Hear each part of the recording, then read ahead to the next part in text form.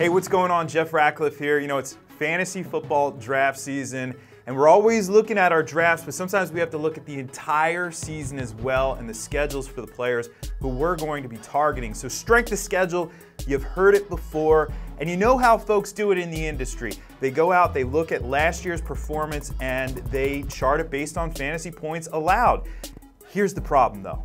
We're not playing last year. We're not playing last week. We're playing right now. So how do we reformulate things? At Pro Football Focus, we have that for you. We have strength of schedule based on the actual rosters of your opposing defenses. So it's a new way to look at things, but a much more accurate representation of what that schedule is going to be for your fantasy players.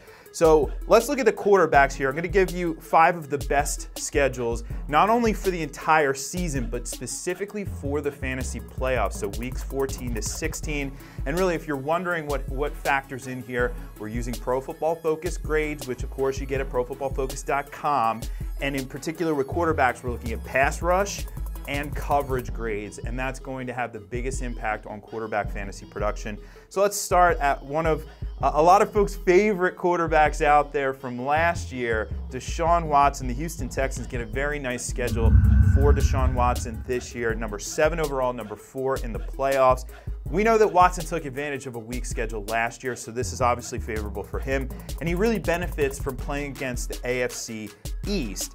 He gets the Browns, the Colts, and the Jets, by the way, the Jets from the AFC East. You're going to see a theme with that, but in weeks 13 to 15, so a nice little stretch to end the season. They have a tough draw in week 16, though. I should mention that. They get Philly. Last year, Philly grading out 4th in coverage, 2nd in the pass rush, and they may even be better in coverage this year with Sidney Jones on the field for that team. So just keep that in mind. If you get to that fantasy championship with Deshaun Watson, the Eagles on the schedule. Let's go to Jacksonville. Obviously, same division here as Houston, so similar schedule. Number 5 overall, number 9 in the fantasy playoffs.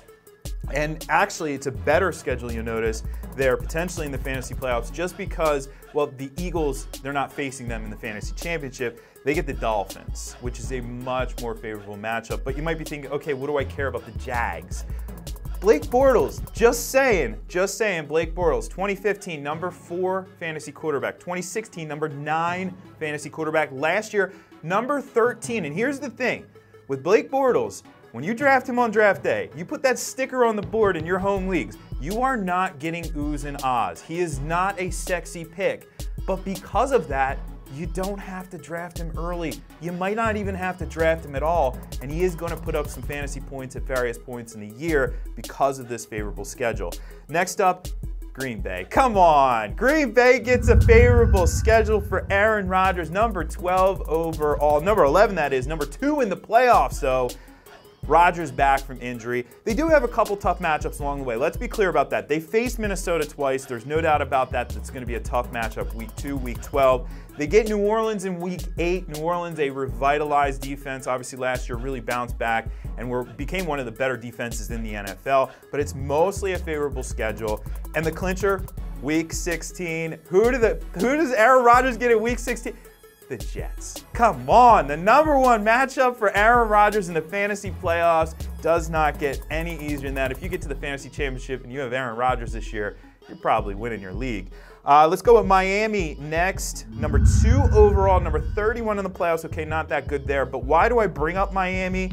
Well, Ryan Tannehill is interesting. He is back from injury this year. We have seen him be a fantasy factor in the past. Remember, he finishes the number 8 fantasy quarterback back in 2014.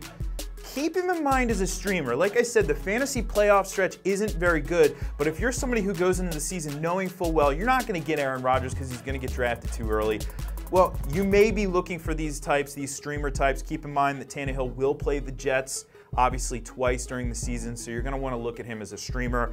Finally, last, certainly not least, in fact, number 1 overall, number 6 during the playoffs, Tom Brady, the New England Patriots.